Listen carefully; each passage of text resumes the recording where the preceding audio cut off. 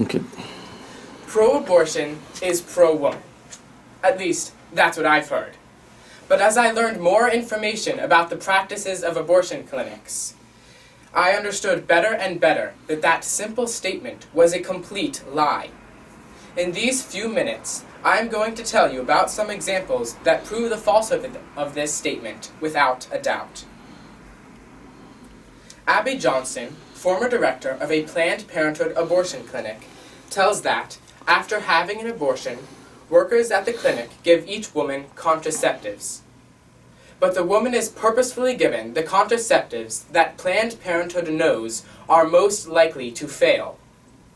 Abby Johnson tells us that Planned Parenthood's plan is for each woman to come to them for an abortion at least 3 times. The clinics are not trying to give women success.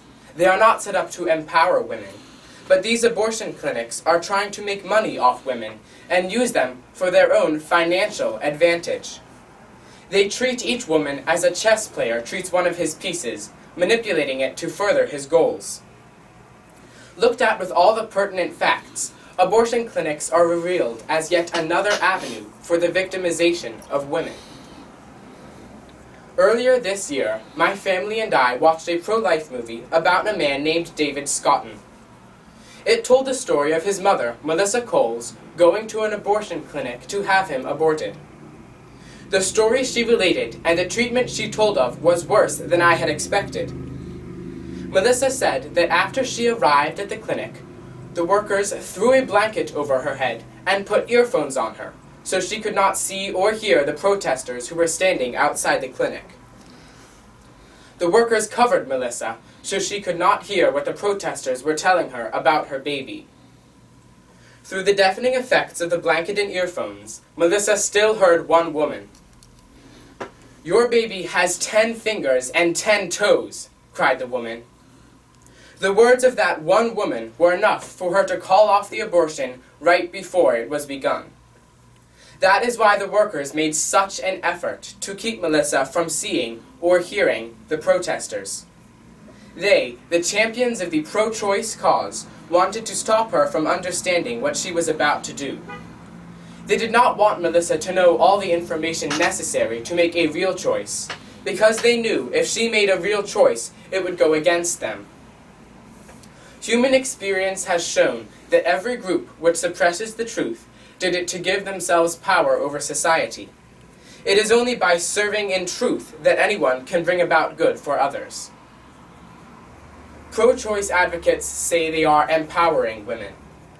But by hiding the truth from women to make women follow their plan, these pro-abortionists show us what they are really aiming for.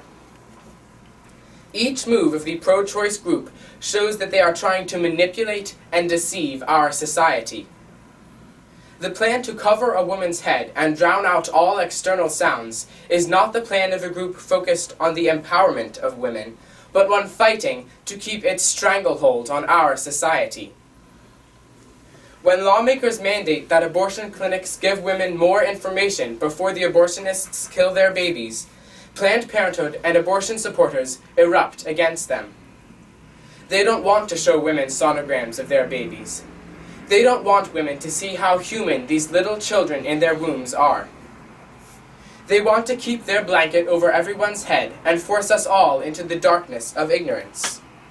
Their goal is not empowerment, but manipulation. Pro-choice, the name commonly used to describe people who are pro-abortion, is a good example.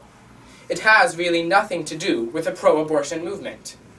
When Margaret Sanger started her reproductive rights movement, she talked about the right to an abortion. But when Bernard Nathanson was trying to make abortion legal, he knew the only way to gain support for his movement was to shroud his motives with a name that would forever function as a cover for his movement. The blanket the pro-abortionists used to blind us in this case was the name pro-choice. This is another example of how everything done by this movement is for the simple goal of control. The abortion providers want to cover all of our heads with a blanket, so we will be unable to do anything but follow them. Once our heads are covered, we will be completely under their control. They want this control so they can make their way in this world on the backs of expectant mothers and unborn children, those who are in most need of aid. They will do what is necessary for the control of society to be theirs. The United States is called the land of the free and the home of the brave. Yet we allow abortion and attack on the helpless. We allow our citizens to be used by the horrible ideology of abortion. Abortion has shown itself to be victimization, not freedom. The abortion movement works contrary to these ideals that we find most admirable about our country. With this knowledge, let us remove the blanket covering our society. Let us hear the cries of anguish coming from the most vulnerable among us. Let us make our lives actually pro-woman, actually for the babies, and actually for the truth. Let us turn the hearts and minds of this country back to those great principles of truth, protection of the innocent, and freedom for all.